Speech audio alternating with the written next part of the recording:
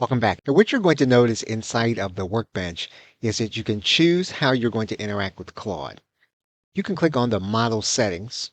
And what you'll notice is that there are several models that you can interact with in order to undertake this process. And you'll want to choose the model that is most appropriate for what it is that you are trying to do.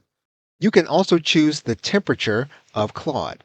When you're looking at the model temperature, you're talking about the amount of randomness. So if you have temperature of 0, that means there's very little randomness, and Claude is going to be very focused on giving you exactly what you want. If you want more randomness or more creativity, you can move this slider here in this area. And max tokens to sample, you can leave the default setting unless you have a specific reason to raise it or lower it. In general, the very top model will be the one that will be the most recent. However, you can look at the date in order to tell which model is the most recent. Okay, so with that, thanks, and I will see you in another video.